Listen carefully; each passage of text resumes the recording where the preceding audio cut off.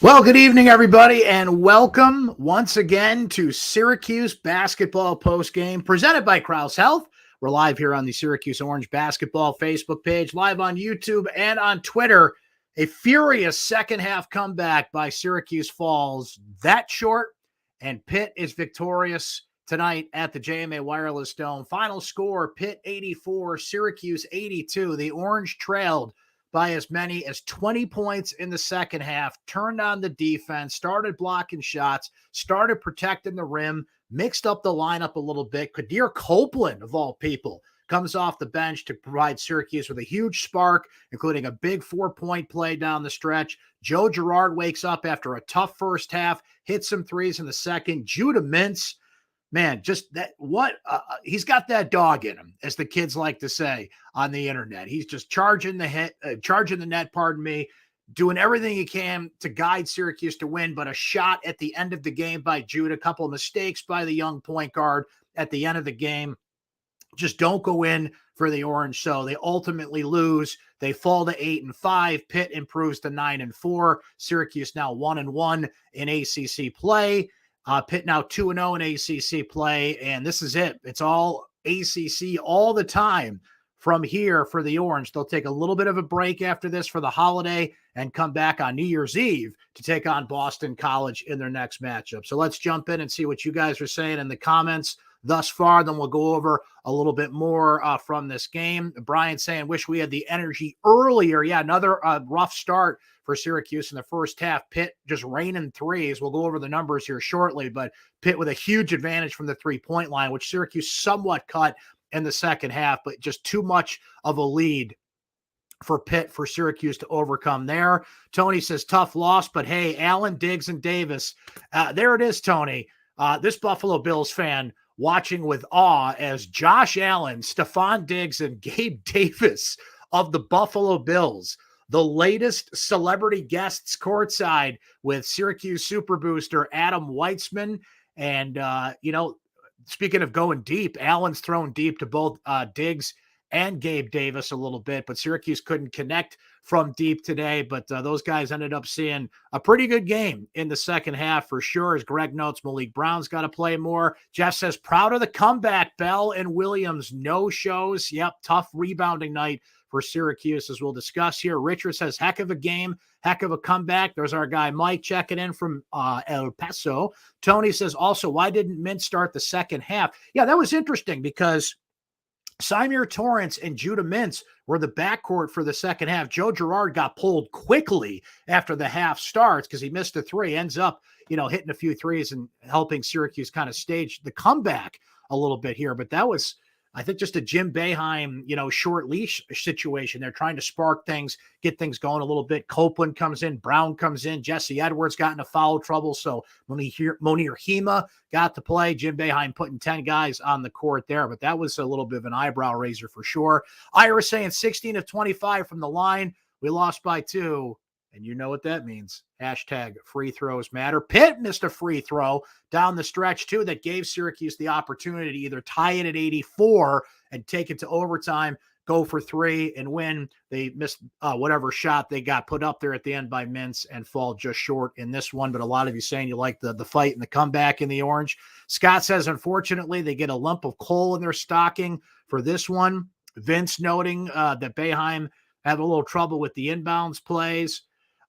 Josh here, horrible zone defense first half. I'm not sure why Jim has gone away from the man-to-man. I know in many other years this would be a moot point and a moot conversation, but it can't be that much worse than the zone, right? Particularly when Pitt, and it takes a Colgate guy, right? Nellie Cummings, who was in the Dome 2 years ago with Colgate in their first win over Syracuse since JFK was president. He's one of 5 transfers in the lineup for Pitt. Their entire starting lineup is made up of transfers.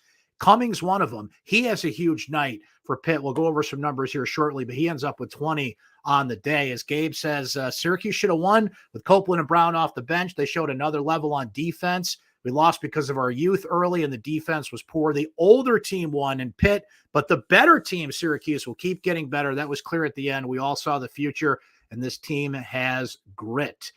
What they don't have is a lot of margin for error. They can't lose games like this. That was a Pitt team that's 72 in Ken Palm. That would have been a Q2 win for Syracuse in ACC play. They did not pick up a win of consequence in non-conference play.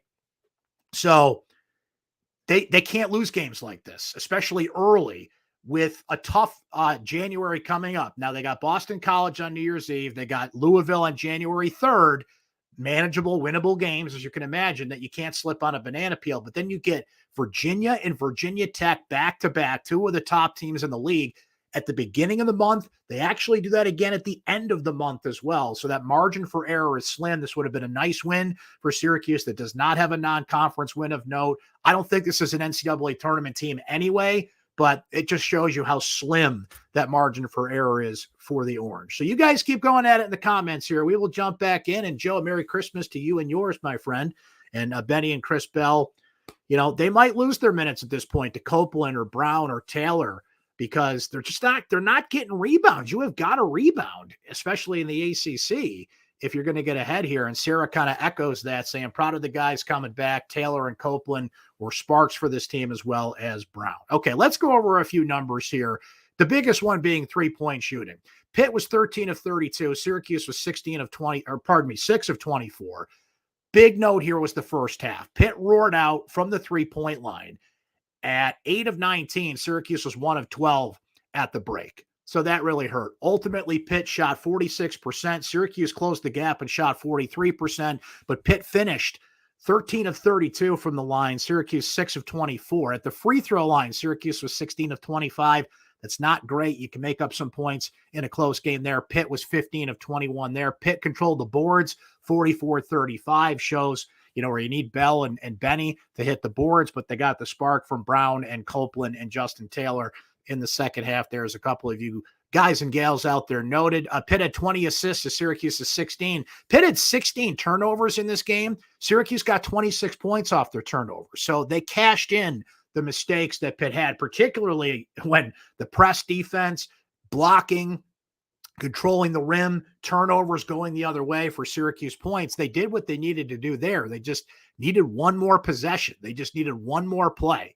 They had the play that could have either tied it or won it at the end, and it just did not fall. So that's on the team side of things. When you look at it individually, we mentioned Cummings, the transfer from Colgate, who's from the Pittsburgh area. He ends up with 22 points on the night, 6 of 11 from three-point range. Leading scorer in the game was Blake Hinson for Pitt. He ends up with 25 points on the night, just 2 of 9 from three-point range, 9 of 19 from the field, though he has 11 rebounds on the night as well. For Syracuse, it went like this. We mentioned Judah Mintz, 24 points for Syracuse, 5 steals, great defensive effort for him.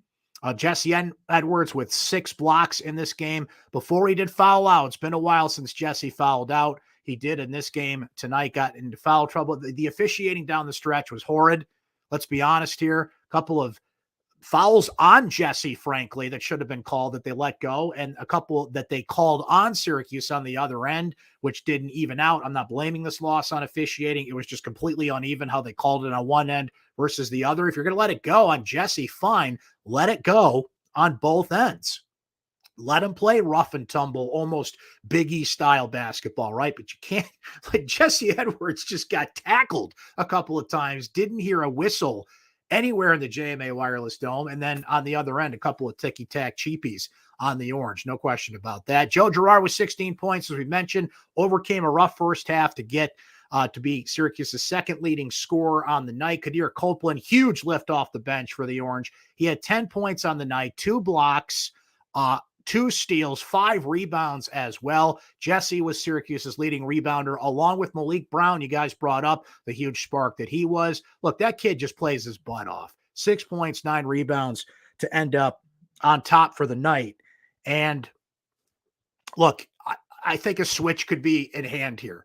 Jim Boeheim has mentioned it at post-game press conferences. I have not watched his presser yet. Maybe he mentioned it again tonight. It's not ideal to have 2 power forwards out there with Jesse Edwards, but clearly Malik Brown just has a motor that Chris Bell does not, has a motor that Benny Williams does not in rebounding the ball, right? He's much better around the basket, and he has his limits, talking about Malik Brown now. but I'd rather have the guy that's got the motor and the want to and can rebound versus the guys that may be a little better offensively but don't rebound, right? There's a balance there. You need the scorers out there, but I mean, this guy is just, he brings an intangible and an X factor that's just only going to earn him more minutes. And Copeland's been missing the past few games. Spotty play here and there, but gave the Orange a huge lift off the bench. Okay, so let's get back into the comments here because you guys are getting some good stuff in there. Joe noting, what's up, Joe? Mintz not starting the second half was odd. He came back in under a minute into the half. Seems like a slap on the wrist for something. He had that huge breakaway that he missed the dunk on, which got him to the bench. I don't know why you get benched for missing a dunk if that was it. He made a great defensive play, but ultimately came back in and was huge for Syracuse down the stretch, missing the shots at the end. That's a freshman. But listen, look, I think I defend Judah Mintz too much in some cases, but listen, that kid's got a want to and a grit, and he will attack the rim. The next shot's always going in. Coming into this game, he had a 25-5 assist to turnover ratio, which is incredible for a freshman point guard who's as aggressive as he is. I just like the fact that he's got that moxie and he leads and he's willing to do that. He'll learn from this. He learned from what happened in the Cornell game. They upped the tempo. That threw him off his game. He's adjusting to that. Same thing here. Like, I just rather have the guy that makes mistakes the way that Judah Mintz does, as opposed to being hesitant to play the game. He's in that spot. There was a famous Michael Jordan commercial back in the day about all the game-winning shots that he missed and how he learned from those. That's what Judah Mintz has to take away from this one tonight. So, look, I probably defend Judah too much, but that kid's just, I don't know. He's got a place in my heart with the way he plays, right? So I'm not going to criticize him too much. Maybe he could have passed off, made the better play at the end. Again, learn, see who was open. Where'd you make a mistake here? Because you're going to be in this situation again, right? And the heart and the grit that this team showed in the second half, really it comes from how he leads and plays the game. As Lori notes here, Mintz excellent at drawing fouls. He gets to the free throw line more and more every game. Let's see what he did today. He was 8 of 12 at the free throw line in this game, so he's got to be better than that with the amount he gets it to the free throw line. Clearly took the bulk of the free throws for the Orange there, but again, a learning experience for him, and I'm sure he's working hard on free throws in practice. So there you have it there. I can barely keep up with you guys here. You guys are going at it. I love it. Mike saying Benny Williams got to be the biggest disappointment ever at Syracuse, just doesn't have what it takes. I don't know. There's a few other guys that fit that description, but Benny's just got to learn to what his position calls for. Attacking the rim, being aggressive. It's not just an offensive position, not shying away from things on defense. Every few games, it seems like he sparks, but the consistency just isn't there for Benny at this point. There's our friend Michelle checking in from Los Angeles. Dinner time out there. It's nearly midnight here on the East Coast. We got Buffalo Bills coming to games. How about that? Josh Allen, Stephon Diggs, Gabe Davis sitting courtside. At least they got a great second half to watch. The first half, not so good there. Adam Weissman continuing to bring the celebrities courtside. Syracuse doesn't have a very good record when that happens. I just thought I'd note that, but certainly better off for the entertainment value than not in that situation. Bill saying, anyone else think we're going to see that miracle Joe Girard 3 we've been waiting 4 years for? Look, Girard overcame. And coming into this game in the last 2 years, Pitt had used Girard to the point where he was 6 of 30 against Pitt the last 2 years. So they defended him well. They know how to get at him. It was looking like that again. I think Joe made some tough shots in the second half and helped spark this team. So I'm going to let him off the hook for this one. And this was my concern. Okay. We've been talking about it here on this show a lot. My concerns for ACC play were rebounding, and that Bell and that Bell and Williams couldn't rebound consistently enough, which would cost Syracuse possessions. And we saw that tonight. And they don't have another 3-point shooter to go with Joe Girard. That's going to burn them. And they were 1 for 14 at one point shooting the 3 in this game. Girard hit a couple. Mintz actually hit a couple. They did enough from the 3-point line to get back in this thing. But it's going to be so easy for teams to take Girard out as the primary 3-point shooter and just basically dare Syracuse to get out there and have somebody else step up and hit threes. Justin Taylor is the next candidate there that I think could hit threes consistently, but he might get time now with the way that Chris Bell and Benny Williams are inconsistent at their positions respectively. But it feels like maybe there's a little bit more that Justin has to learn. Just looking at his numbers for tonight, Taylor got 15 minutes in this game. He had 5 points on the night, 1 assist, didn't grab a rebound. He was 0 of 2 from 3-point range, but maybe he'll get there and get a spark at some point here in league play. And they're going to need him. As Joe checks in from Des Moines, said he got to meet Buddy Boeheim when he played against the G League team. Awesome stuff there, Joe. Tell Buddy we said hello and hope life is well in the G League. Appreciate you coming by and being a fan of the show. That's good stuff. Matt says, great late effort, but troubling. We still don't know who the main 5 are. Brown needs more minutes for sure. He's the junkyard player who rebounds and gets put back buckets. Matt, I'll disagree with you slightly. I think it's almost natural to not know who the 5 are because there's so many young guys on this team. Like, Joe, Jesse. I thought we knew Benny, but he's playing his way off the lineup. Still trying to find the best 5, I think, is actually encouraging. And the fact that we saw 10 guys in this game, I know Monir Hema had to play a lot for Jesse when he got into foul trouble, but it's just how willing will Jim be to commit more to Malik and commit more to Quadir playing over Benny and Chris Bell? Because clearly those guys probably have to switch roles. They're probably better off the bench, Chris Bell in particular, because he's so limited in his game. Give me the motor. Put Malik Brown out there and let him do his thing around the basket. At least you have a capable backup to come in here. Let me go back to this comment before we read your comments, Sarah. Merry Christmas to you, Scotty. And we got Syracuse football next week. Programming note, we will be doing a post-game show for the Pinstripe Bowl. So come on by next Thursday for that. Where did Sarah's comment go? Because I wanted to highlight that. Like I said, you guys are going so fast, I can barely keep up with you. There's Sarah. When we were down 83-82 with the ball, made it too obvious that the pass was going to Jesse, telegraphed it, and there was bad spacing. Also wish that Judah could have gotten closer rather than taking a 3. Had a great game and got us closer down the stretch.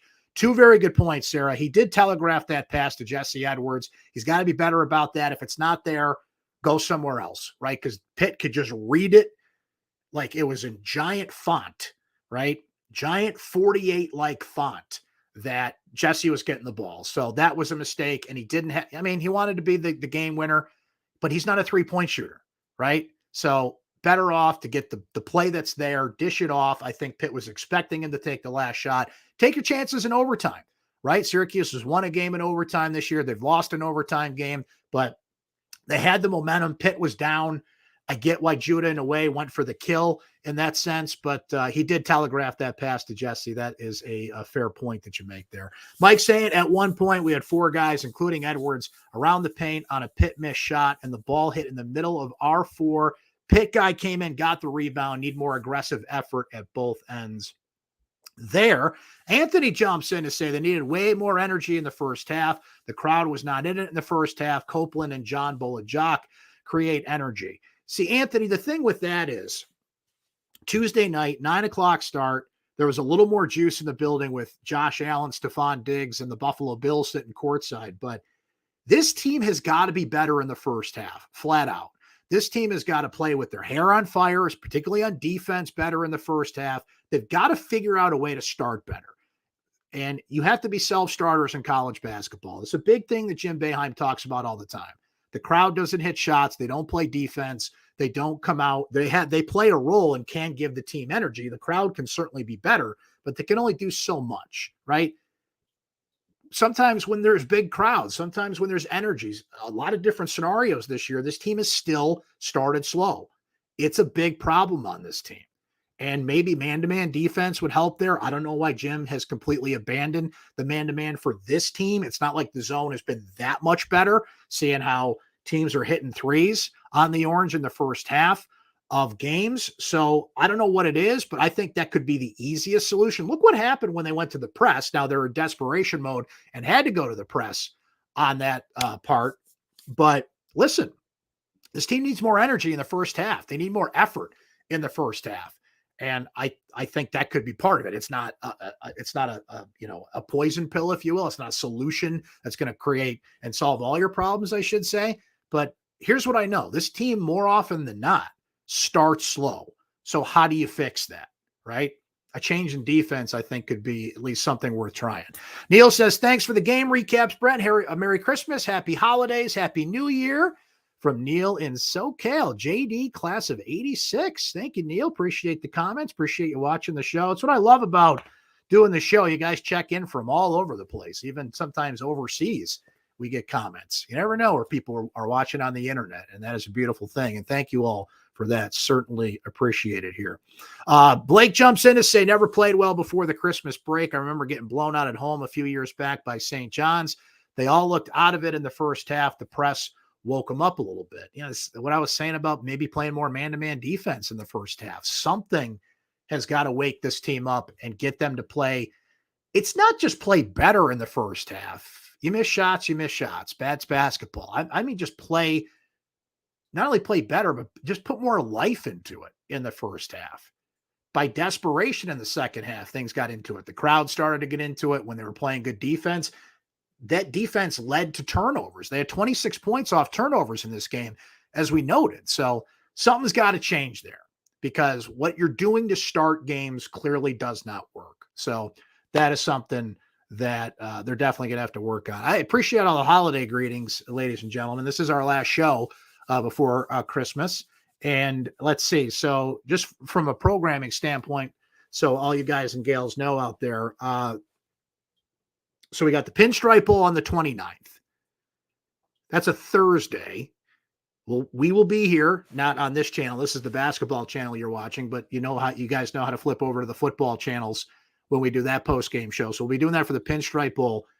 The Boston College game, I'm pretty sure we'll be here. I'm not entirely sure, though, if we're going to be doing post-game for Boston College. I do have some time off coming up. I think I'm going to be off for that game. But easy enough to find if we do happen. You guys get the notification. You can always find it on YouTube, in my recap on syracuse.com, on our social media channels afterwards. So just so you guys know what's coming up. And then pretty much after that, we'll be here every game for ACC play into the new year. Now, on that note, you get Boston College on the 31st. You get Louisville on the 3rd. But then we mentioned you got Virginia on January 7th, followed by Virginia Tech at the end of the month, too. You also have back-to-backs with those teams. Those are two of the top teams in the ACC right now. So Syracuse they got a little bit of a runway here to get on ACC play here. They get this close game that comes down to the end. I certainly think they should and can beat Boston College. Louisville's terrible this year. I mean, Louisville has won 2 games, so you can't lose that game. That would just be, Syracuse has had some real highs and lows this year. That would be as low as it gets. And think about what I'm saying there. You lose to Louisville sometimes. Usually it's just like, whatever. It's a tough ACC loss. Not this year. That team is a grease fire, and there is no baking soda in sight to put that fire out. So you can't lose that game. But then all the tough games get going here. So not a lot of time really to rev it up here before ACC play really starts delivering. Virginia's really good. Virginia Tech's really good. Yeah, Pitt was a pretty decent team. I think this team could make the tournament. They've got a fight ahead of them to do so, but to show that spark and that grit and that comeback in the second half, it shows you there's something there. It shows you a young team is learning. It shows you got a point guard in Judah Mintz that will just bring it and will fight and scratch and claw and will not lose confidence and wants the ball. These are all good traits, but you also got to win these games, right? You've got to be on the other side of these things to stay in the conversation. I don't think this is a tournament team. I just think they're way too far behind in terms of their non-conference schedule, and I just don't think they're going to navigate enough of the tough ACC teams to be in contention here. So what you're hoping for is a team that is fun to watch. You're hoping for a team that stays in the conversation as long as it can, that learns, that gets better, that you can see a future for, and a team that at least is going to give you everything it has, right? And I think there's a lot of possibility and capability there, but frankly, I think this team has got to do what it can to avoid another losing season. Anthony points out, though, Virginia and Duke lost today. It's a weird league. It's a weird league, everybody. Oh, Vince. Fort Myers. Even Florida is going to be cold this upcoming week. The entire country is going to be cold. I guess appropriate for Christmas here. I'm not Al Roker here, but I know when that jet stream dips down and everybody is kind of below the jet stream or above the jet stream, I guess it would be, then everybody going to be cold, so snuggle up for Christmas coming up. Going to be cold all over the country, even down there in Florida, Vince, or maybe you guys escaped the cold. Who knows at this point? Let's come beat Louisville. Good God. What has happened at Louisville? Folks, no matter how bad it gets for Syracuse this year, it's not as bad as it is in Louisville. So I guess to take a little Christmas cheer in that. Mike thinks that they've got to play defense for 40 minutes. Yeah, we were talking about that in the first half. You've got to come out better in the first half. That starts with defense. That creates possessions the other way. It's the easiest thing you could put effort into. And frankly, I just think they need to switch to man a little bit more. I get what the zone is, and I'm not even talking about historically. I'm talking about with this specific team, but they can play man-to-man. I think Jim's got to lighten up on that and see what this team can do there. Let's see, a couple more from you guys here. Chris says they could win a game or two. They're not supposed to, but also lose a bunch. They shouldn't. The reality of a young team. I think you described it well. The wide world of sports and the directions it takes you down. Tawan says couple of upsets, and they'll be fine, but they're going to need them because they got to build that resume. And as pointed out a minute ago, Duke lost today. Virginia lost today. North Carolina, not the team we thought they were. It's going to be a few surprises here and there, and Syracuse is certainly going to have to pull them out. Joe, what was up with that? I don't know who the color commentator was for this game, but I was too enthralled by Josh Allen sitting courtside.